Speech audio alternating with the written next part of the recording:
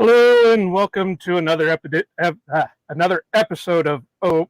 We are the Ohana Packers Edition podcast. I am Iowa Joe, and as you can see, Mike is not here again tonight. He is doing tree work with his father-in-law, so happy wife, happy life. So he's over there taking care of things. But I do have a special guest to join me tonight. I have followed this guy for a long time now, literally, figuratively, however you want to put it. So I enjoy a lot of his content. I am a big supporter of a lot of his causes. It is the Yankee Marshal. Yank, how's it going tonight? Pretty good. If I'd have known Mike wasn't going to be here, I wouldn't have come. But you didn't tell me it was going to be no Mike. Well, he is my poster child. He is the whole reason why there is a Hawaiian theme to everything. I do want to point this out though, because we are going to get some crossover listeners. There are no tubes or wires or anything here, so I must be real. There's no fakeness. Yeah, when you told me it was a pre-recorded, I was like, because I don't do pre-recorded podcasts. I always has to go out live because I've had bad people re-editing things I've said in the past. Although if we're going to be talking about wrestling, I don't think it's going to matter. No, there should be no issues with that. As people who listen to my podcast know, I'm as real as can be. I don't edit my episodes unless there's a major flub and we're just cutting it, or if there's a time thing or whatever. So no issues there. If you do any trickery to make it sound like I said John Cena was one of my favorite wrestlers, I will hunt you down. Well, we might save that for the TikTok, but not for the actual podcast. But anyway, like the Yank alluded to, we are going to be doing the top 5 pro wrestlers.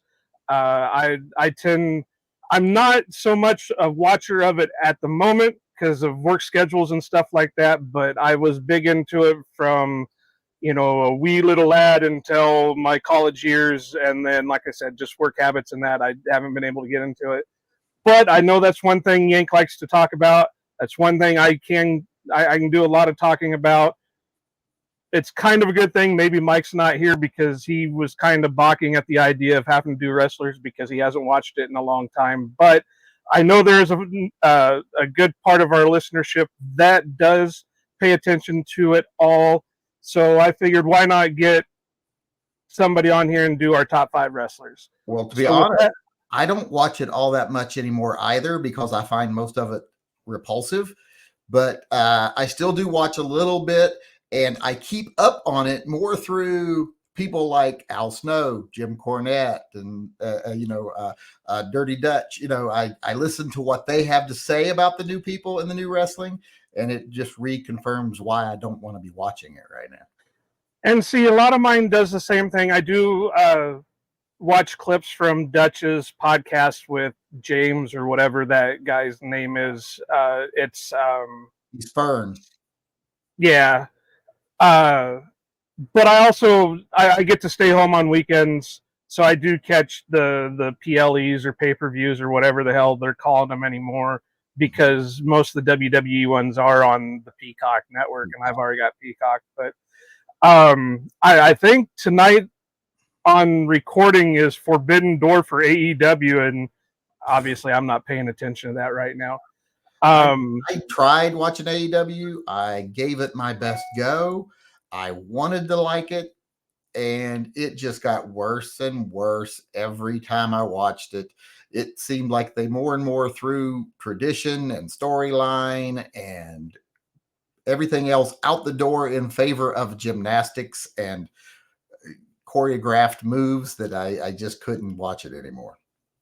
I do have to admit they have a good chunk of wrestlers over there that I tend to lean towards. Like I'm a big Adam Cole guy just because I think even though he's a smaller guy, he's got a good feel on the mic, and he does have the ability to go in the ring and stuff like that. Or Danielson, Claudio. I do like Claudio, even though he's not big on the mic. Didn't he start out in Ohio Valley Wrestling before he went to WWE, then AEW? I don't think it was Ohio Valley, but it was the one before NXT. It was like FCW or something like that. Okay.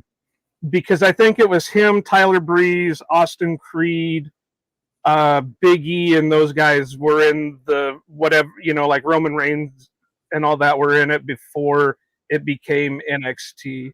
See, I like Claudio and Danielson, but the first one you mentioned, Adam Cole. If I'm 85% sure I can beat you in a fight, then I'm not going to take you as a wrestler. Just not going to. Right. Yeah. But I see a lot of, and like I said, I did say he's kind of small, but I see a lot of Shawn Michaels in him, where he's got the movability and he's got the natural ability to be a heel and be enjoyable to listen to on the mic. But yeah, he is rather small, and it is kind of hard to. But you also have to put the idea of actual combat out of your mind when you're watching some of these guys anyway. But anyway, let's go ahead and get into our list. Do you have any honorable mentions before we start doing our top fives? Well, I'm totally unprepared, but the thing for me to choose my top five, I'm coming at it from an example of, like, I'm not building a Mount Rushmore of the best wrestlers ever. I'm just going to say the ones I personally have gotten more enjoyment from over the years, that I've enjoyed watching and I've still love to this day.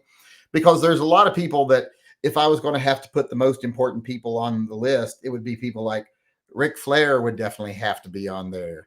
Andre the Giant would have to be on there.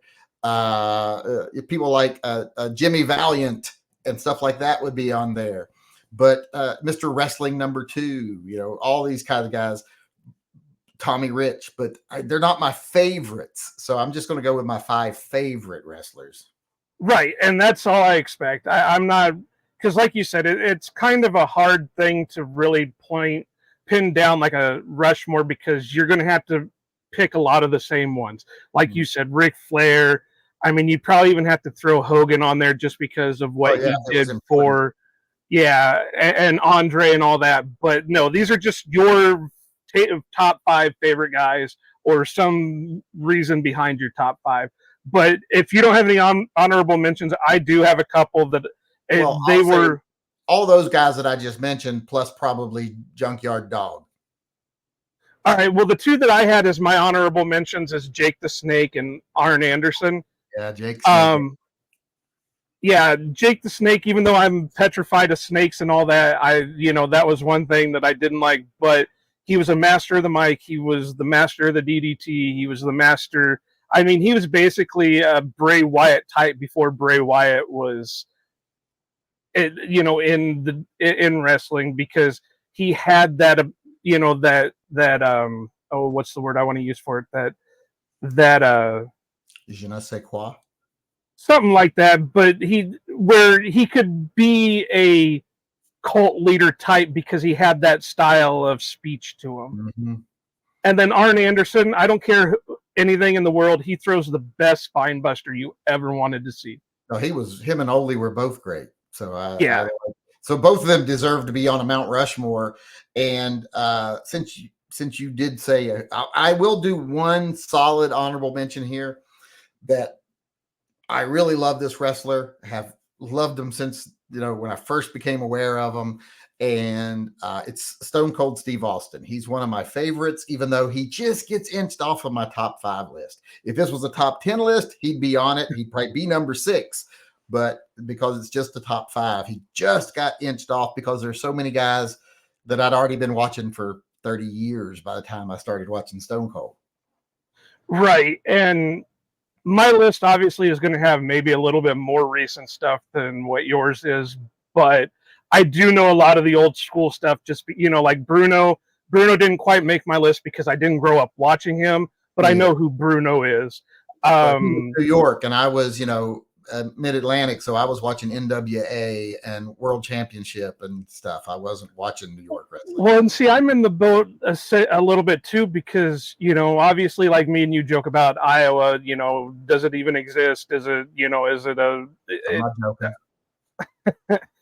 But I live in the middle of nowhere, and we didn't get USA when I grew up. so a lot of the WWE, or at the time WWF stars, I didn't know unless I went somewhere and watched them that actually got USA, or that's back when a friend would record it on VHS and then it'd make its rounds in the group, and you would be able to watch a Monday Night Raw, but maybe like 4 weeks after it actually took place or whatever. For me to watch wrestling back when I was a kid, well, we didn't usually have cable, so I'd have to have cable, but we also did get Channel 17 from Atlanta. So that's where I watched most of my wrestling, was on Channel 17 from Atlanta. And occasionally, like late at night, and I was a night owl even when I was a kid, instead of signing off at midnight, they would play reruns of wrestling shows. So right, and see, that's how I was. I grew up with just getting TBS for a wrestling, my wrestling stuff. So I grew up a huge WCW guy. I never missed a Saturday night or a Thunder. We didn't get TNT, so I never got to watch a Nitro. But when Thunder came about, I got to at least see it 2 nights a week. I think I might be older than you because I was more of the Georgia Championship Wrestling. Gordon Sully and. Well, we all know you're older than me. You're older than dirt, anyways. So, but it just. I'm not young, that's for sure. Well, I'm not getting any younger either. But anyway, we've done our honorable mentions. Do you want to go ahead and go with your number 5 guy? Let's see. I think I actually wrote them down here. My number 5 guy is a Dusty Rhodes. See, I remember Dusty Rhodes more as a commentator than I did get to see him as a wrestler. I grew up in the prime Dusty Rhodes era. Yeah, see, I remember him doing commentary on WCW content, so that's where I more got to see him. Because I think I'm about Cody's age. Oh, so yeah, so Bionic Elbow, his feuds with Ric Flair, and everybody else he had a feud with. I mean, it never hurt that he was the booker sometimes when he was having moments. So he was writing the script and acting it out too. But he was always entertaining, and on the microphone, I don't think anyone's ever had the same charisma as he had. There's some people that might equal him, but no one that's ever had the same type of charisma he had on the mic. And it was often more fun to watch Dusty run his mouth and then get his ass kicked and then run his mouth again, waiting for him to finally win. That was even more fun, I think, than watching him finally win. I will say that he's probably the only one that you can say that made a lisp cool. Yeah, he definitely did. So my number 5 is more of a modern guy, and I know this is going to be a major controversial one to put on a list, but I think if you could subtract everything from backstage stuff and politicking and all that stuff, he would be in a lot of top 5s, but I think the sourness of behind the scenes and everything, and that's CM Punk. I think he really brought back a lot of the mic work stuff along with being a legit wrestler. He's my favorite current wrestler, so that's not controversial to me. Right, but you know what I'm saying. All the backstage stuff when he left WWE originally, and I think that's only a problem with like the smart fans who are more into the personal drama of their favorite actors than they are into the actual wrestling. But when it comes to actual wrestling, CM Punk is definitely one of the best around today. Right. And, I know his body's kind of given out on him a little bit now where he's been kind of constantly injured, but he's brought me back into the fold. And he did that originally when he started wrestling for WWE, CW, and stuff like that, because he could be that mic guy and he could be that wrestler guy. But then the pipe bomb just kind of cinched it for me that, hey, this guy is legit. And he had to win me over too. I was aware of him from, like his indie days and from the ECW times and stuff.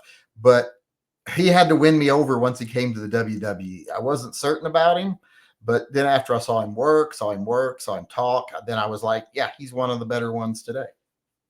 And not to get into the drama of it all, but I understand some of what he was talking about when he walked away in 2011, and then just to see what was going on behind the scenes with the AEW stuff. And I can see a lot of his side to it, but they always say this side has their story, that side has their story, and the truth's in the middle somewhere. So Yeah, I that's mean, always true. Sometimes people are just worthless dicks, like the Young Bucks. So, and I'm not a big Young Bucks fan anyway. I because I think thought you they're were going when you said it was going to be controversial, because of the backstage stuff, I'm like, if he says Young Bucks, I have to leave. Because if you're not going to take this seriously, I'm leaving. no, But I can honestly say I'm not a Young Bucks fan. I'm not even and I think that's why I at first I was like you were AEW. I thought was going to be amazing because it was going to be back to wrestling. It wasn't going to be this sports entertainment crap. But then I got to watching more of it, and it just reminds me of another TNA. They're letting the inmates run the asylum, and you've got a Mark as an owner, and he's just throwing money into it because he wants to see these people. The latest rumors I've seen is one, there were talks about bringing Goldberg in for a match, and two, they were going to bring Shane McMahon over. He was going to jump ship to AEW. I don't think either of those will happen. But I don't think it's well. I mean, the I Goldberg hope not, thing.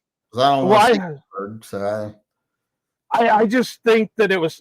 If any of them's more possible, it's probably going to be the Goldberg one, just because of well, yeah, you Tony. throw enough money at Goldberg, he'll do whatever. And Tony's got the money, and he's enough of a mark to do it. But Mm-hmm. to continue on the list, what's your number 4? At number 4, I have Jake the Snake Roberts. Okay, so I can go with that. Yeah, he's always been one of my favorites. I've always leaned more towards bad guys than good guys. And because like I've always said, if I was a Jedi, I wouldn't be a Jedi, I'd be Sith. Just my personality. So I've always leaned towards bad guys, and as far as wrestlers go, he's one of the best bad guys ever. And even though he's not one of those like cool heels kind of guys like Diesel or even Roddy Piper, he's just a bad guy most of the times. And it just seemed that sometimes people you like less got on his bad side, but he was never a baby face. He was just always Jake the Snake, and he was pure evil, and he was awesome. And I think the only time, and I know I kind of got you into watching Dark Side of the Ring, and the only time that you could really get a face reaction for him was when Earthquake crushed Damien. Mm-hmm. And that was the only time that I think you could really say that Jake ever went in face. Yeah. Yeah. So yeah, I always loved Jake Snake growing up. I just like because he on the mic, he's one of the few people that were as good on the mic as Dusty Rhodes, but he was a different type of guy on the mic. He was like almost brainwashing people that listened to him. You know, he was just like playing the psychology game, and he was the best at it of anyone I've ever seen. And I just love it. And in the ring, he never really did much. But you thought he was doing a lot because he was so good at it, at the psychological side and the technical side. But he just did very little, but he did it in a way that made him, like I said, one of my favorite of all time.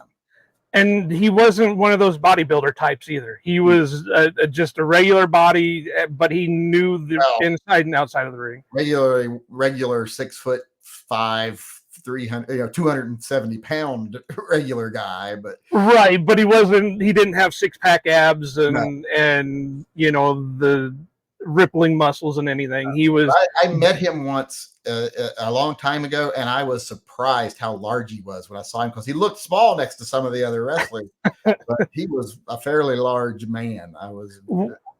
Well, and then when I watched The Dark Side of the Ring and they were talking about his dad's even bigger than him from what it sounded like.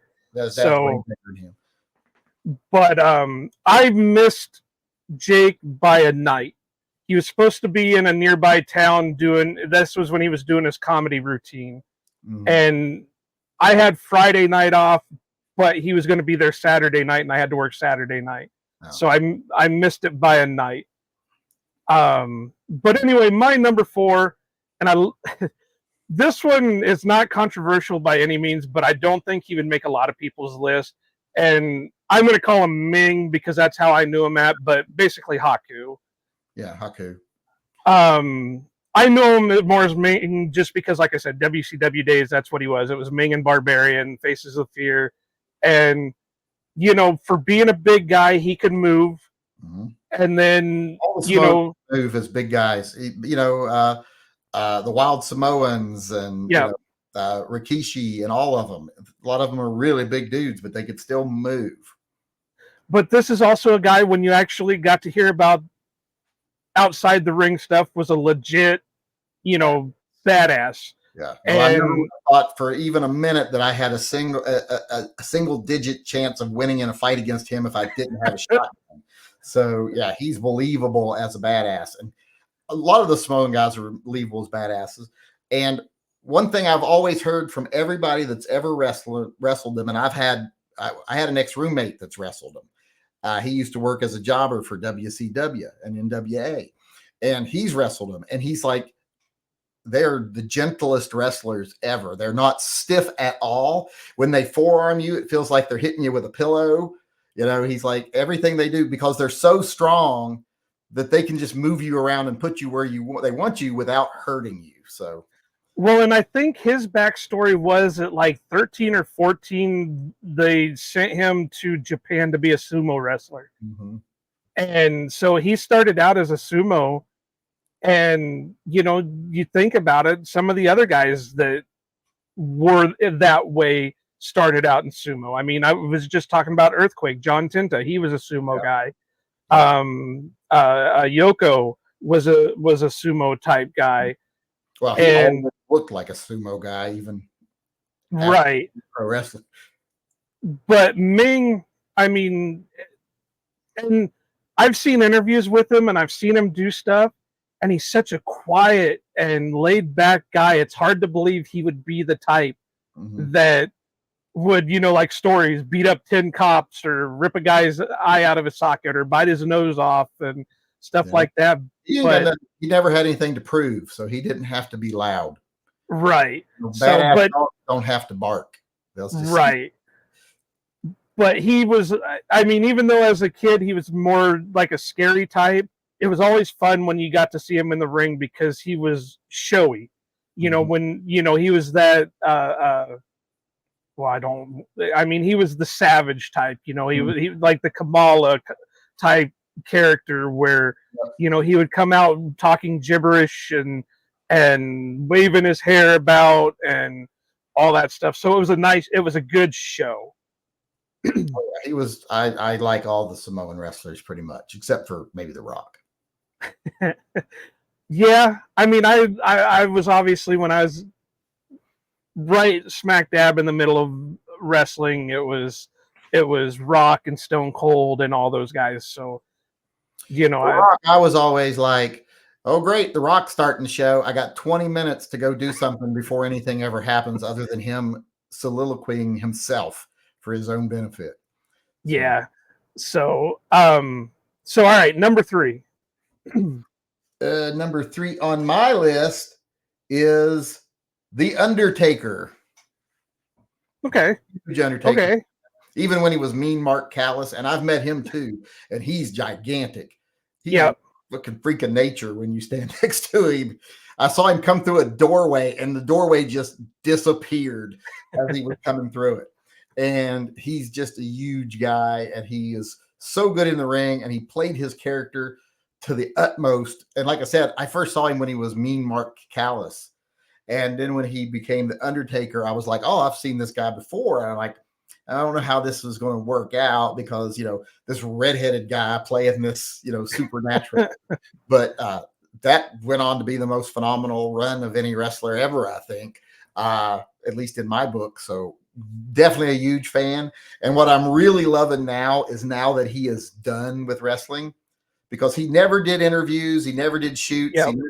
But now he's doing interviews. He's doing shoots. He's sharing his stories. And it's just like I've been eating them up online because I watched one where him and Mick Foley watched the Hell in a Cell match together. And I was just like, see, this is awesome now. Now I get to see him be Mark Callis again after all that run of The Undertaker. And that was one of the best to me. So he's definitely on my list. I definitely love The Undertaker. One of my earliest, well, I won't say earliest, but one of my major memories of ever watching a pay-per-view was I was staying with my brother. My brother's about 10 years older than I am. So, you know, he was out on his own and everything. And I was staying with my brother, and he got SummerSlam one year. He paid for the pay-per-view for SummerSlam. And it had to be a first blood match between Stone Cold and Undertaker. And I mean, it was just going all over the place. And finally, it was Stone Cold nailing Undertaker with a camera that broke him open. And so, but yeah, I agree. Taker, I mean, I will say Taker's not currently on my list because, again, it wasn't until later that I got to watch a lot of WWE stuff. So even though I knew who Undertaker was and I knew all that stuff, it's hard for them to make my list just because I didn't grow up with them. It wasn't until I watched Undertaker from day one minus because I saw him, before he became Undertaker. Right.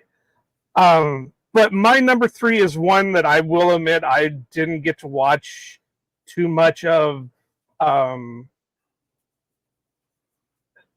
while he was still wrestling.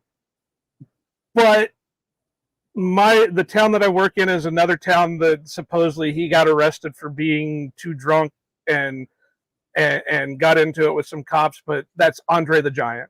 And the other reason why he's on my list is, like you said earlier, if you're going to have if you were to make a Mount Rushmore, you'd have to put Andre on there because he was, he was the Undertaker of the time. He was that top dog. He's also one of very few people Ming was afraid of. Right. And what was the shoot that I watched one time? It was Bad News Brown, where Andre went to do his sit down splash and ended up shitting all over Bad News Brown's chest. Yes, some gross stories. But yeah, I've always liked Andre. The only thing the reason he's not on my top list is simply because I didn't see him wrestle a lot in the day because, I wasn't really big because he traveled from circuit, from territory to territory a lot. So you saw him rarely. So I knew he was out there and I knew he was like the unstoppable force in wrestling, but because you knew he was the unstoppable force, you almost always pretty much knew what was going to happen. Right. He got in the WWE and he was really broken down and, they passed the torch to Hogan that I think a lot of people paid more attention to him. And unfortunately his career was already over at that point. And I didn't get to see as much as I'd like to of his earlier career, but I would have liked to see more of it, but I didn't. And like I said, he was kind of the unstoppable person. So it was kind of like, we know how this is going to go. Yeah. And, again, like Ming, he's one of those that he, like you said, he could be legit, but and not unless he had to. Yeah, he was a very sweet person from what I hear, unless he didn't like you. Right. And I think Jake said that he was one of those that for some reason Andre never liked him. He didn't.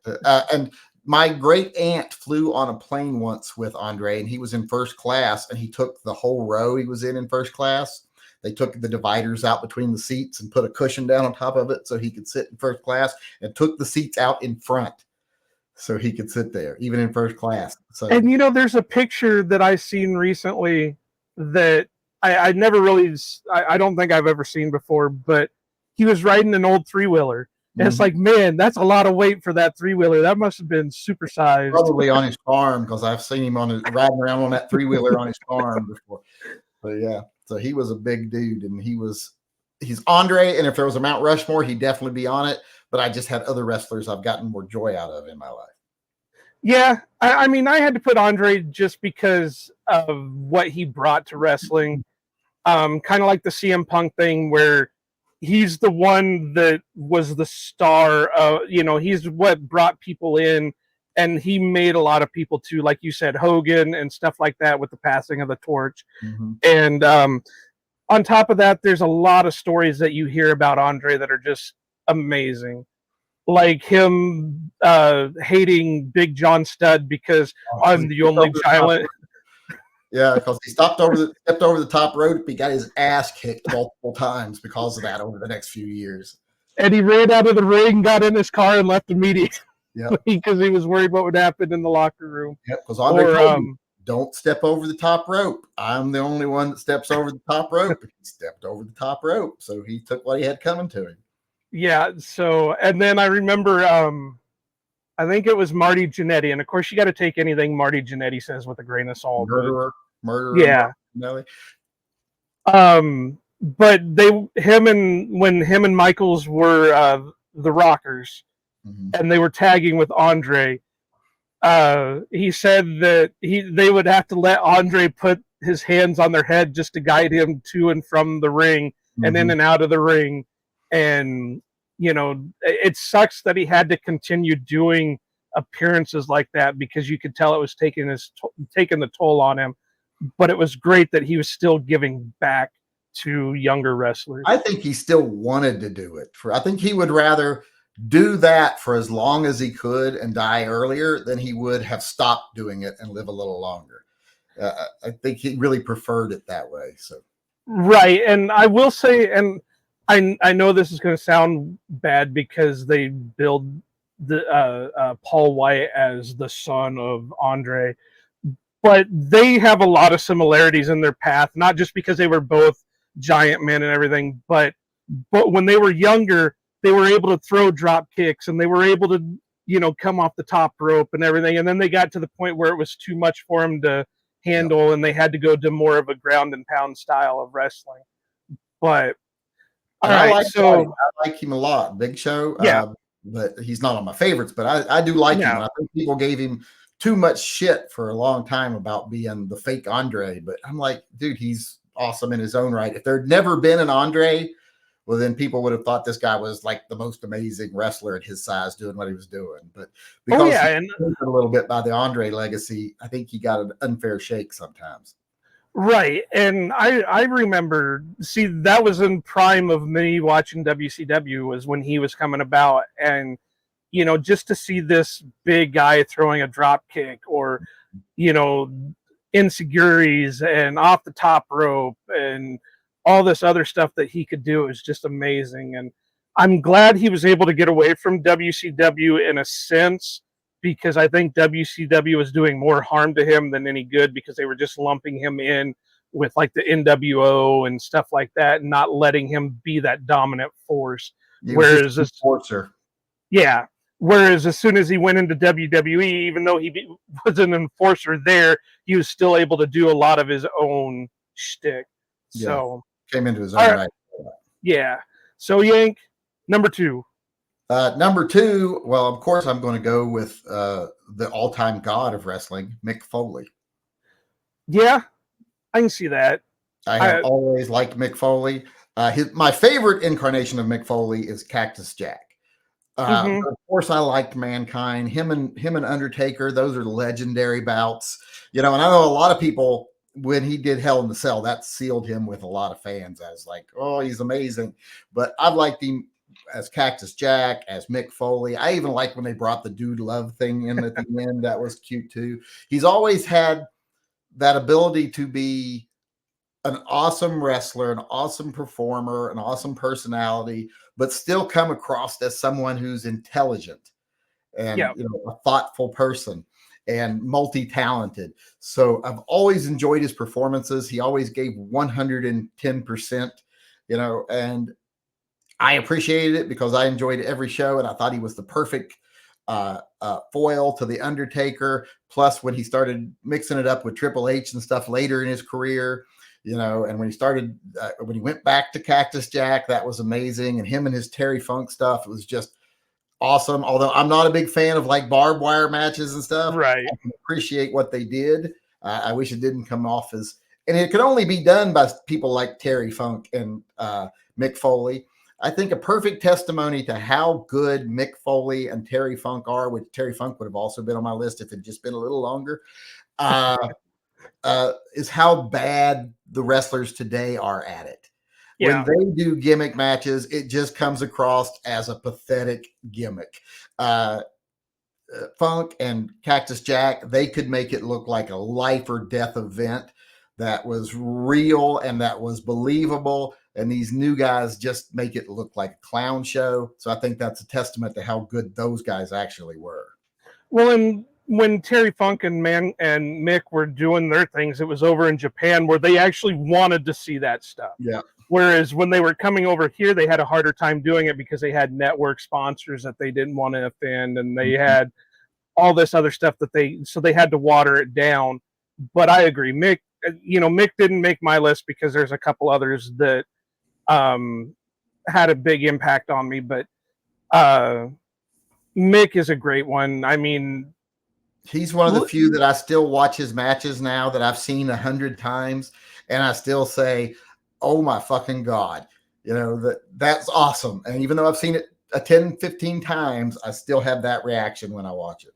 Or just some of the promos he cut, because he was another master on the mic. So yeah, I love Mick. He's a great guy. My number 2, I kind of did a change up last minute because you mentioned the name. I was like, man, how did I leave that guy off my list? Because I've always loved the guy, and that's Roddy Piper. And he's another one that was a legit guy in the ring, legit on the mic. He could go toe to toe with almost anybody on the mic.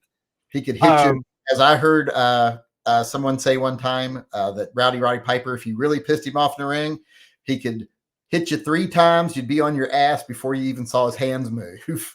Yeah. And he really, he had the Irishman kind of shtick going. And even then, Scotsman. The Scotsman. Yeah, that's it. Sorry.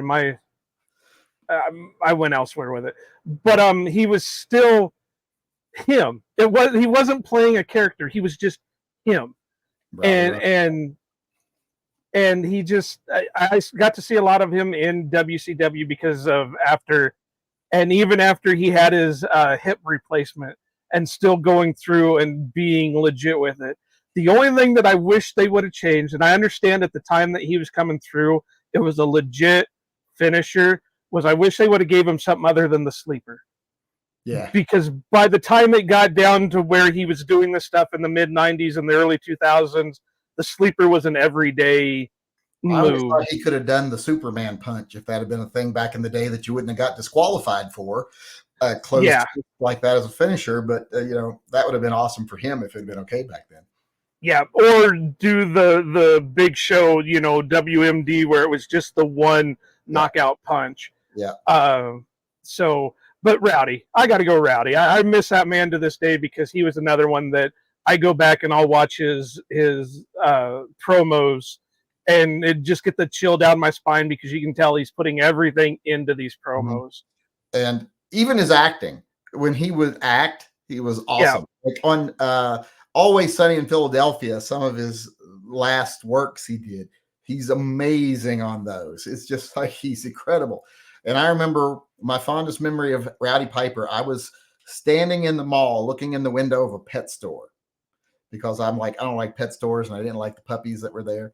And Roddy Piper was looking over my I could see in the window, Roddy Piper came up behind me and goes, "Little furry prisoners."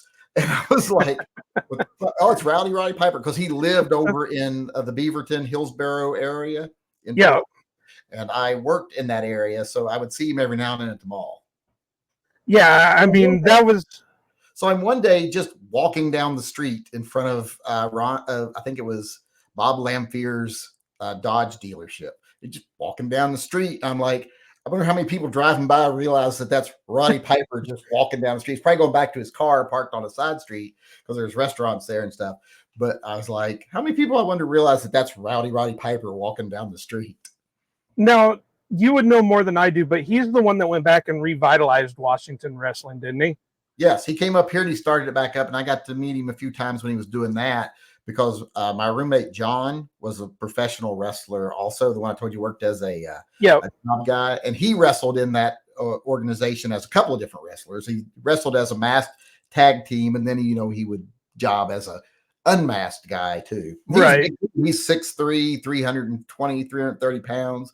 So, or 6'6" and 330 pounds. So he was a big guy, but he was also a drag queen as well as a professional wrestler. So and we always build him as the largest drag queen in captivity because by the time he put heels on, he would look like he was 7 feet tall and 400 pounds. Yeah. He'd wrestle on Sundays, Thursdays and Sundays, and on Saturdays he'd be on stage as a drag queen. Hey, you do what you got to do, man. All right, so we are down to number 1. Well, I'm not going to have to add much to my number 1 because we just talked about him. It's Rowdy Piper. Rowdy. Yeah, he's always been one of my favorites. You know, I know a lot of people started loving him, you know, from the coconut to the head for Jimmy Snuka. Yeah. I always liked him, even when you were supposed to hate him because he's a bad guy. He's just one of those bad guys that I could never hate. It's almost like if Rowdy Piper started going up against a baby face, well, then I didn't like that baby face anymore. I wanted Rowdy Piper to win. So yeah. I was always on his side, no matter what side of the argument he was on, just because I enjoyed him so much. I did, what was the shoots? It was called Kayfabe Commentaries or something. I think it was like Sean Oliver or whatever. And that one of the few ones that I've watched over and over again are the clips from the Rowdy interview, because I mean, talk about a guy that had stories and would sit there and tell them, and yeah. And I remember him talking about the coconut to the head of Jimmy Snuka, and he always said he thought he killed him. Yeah. Just as soon as he hit, he thought he killed him. Swung a little too hard, and he was like, "Oh my God, I think I just caved his skull in." But luckily, Snuka had a hard head. So, well, yeah, and had other problems to go with that. So, oh yeah, Snuka, yeah, he won't be on any of my favorites ever because you know he's kind of Benoit-ish as far as I'm concerned. Yeah, and obviously neither one of those are going to end up on my list either. But my number 1, and it's not going to be agreed upon by some, but again, I have to preference this that I grew up a huge WCW fan. And and this guy was probably, other than I will say like Ric Flair, this guy was probably and he was called the icon of WCW, and that's Sting. And you were going to say Sting as soon as you started. Yeah, because I was a Stinger. I remember the bleach blonde, you know, the colorful paint, and the surfer Sting, and all the way through the Crow Sting and all his iterations. And you know, I like later Sting way better than early Sting. Like when he was tag teaming with Warrior and all that kind of crap when they first came out, I didn't really care for that gimmick.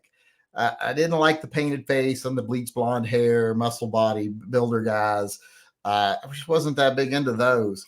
So I never really cared for him in his earlier days. It was not till later, you know, like after his Ric Flair feuds and stuff, that I really started, you know, enjoying some of his work.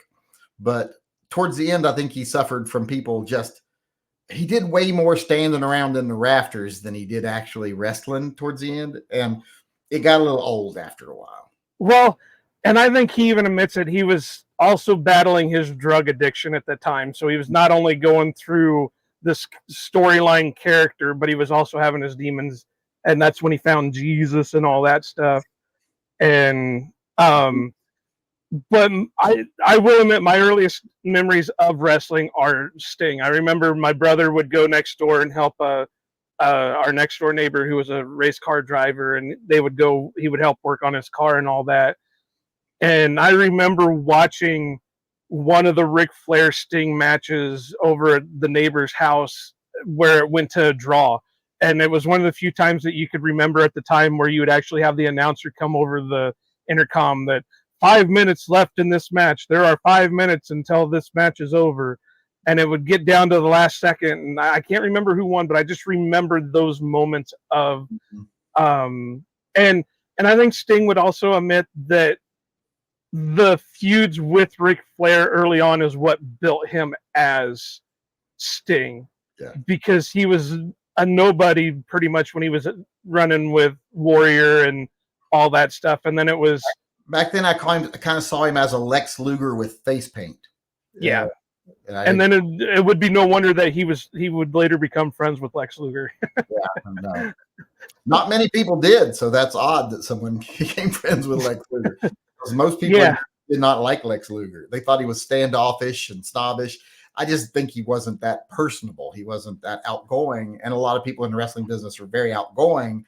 So if you're just normal, they think you're standoffish and snobbish. Well, and you hear the same thing about Sid Vicious too, because Sid was more worried about his softball schedule than his wrestling schedule. Way more worried about it.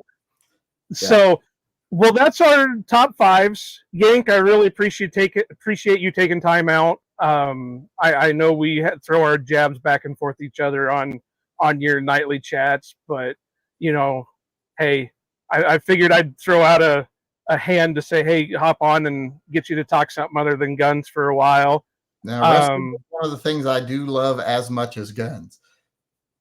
So, well, me too. I mean, obviously, I don't have near the collection that you have at the moment, but guns, cars, and wrestling, you can't go wrong with those things.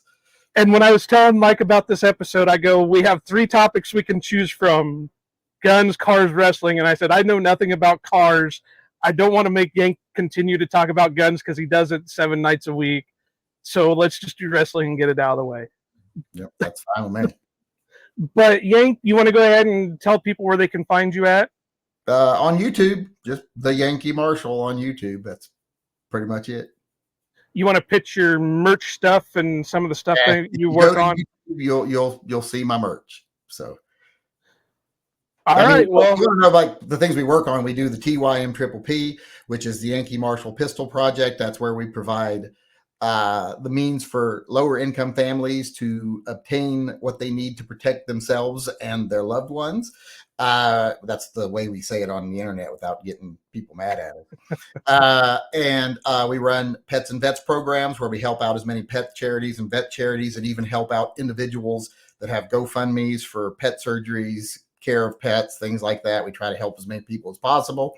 If I'm going to be on the internet talking guns all the time, I try to put what little we earn towards doing something good. So that's why we run those projects. If you want to support them, you can go become a Patreon member, Subscribe Star member, or you can go to my website, TYMPistolproject.com. I always get it wrong. And over there's links to join up or buy merchandise, and all that supports our programs. And they're good causes. I can attest that everything that he does is for the causes that he says he does them for. Don't listen to the liars out there. They're just assholes. Well, but they don't want to have to do it too, so they try to pretend I don't. But Yank, like I said, it was great to have you on. You can find our show on all the socials at Ohana_Packers. Go over to our website, ohanapackers.org, and check out our merch store. Find our articles, find all the past shows, whether in video or audio form. That's going to do it for this week. So, as Mike would say, go pack, go, and aloha.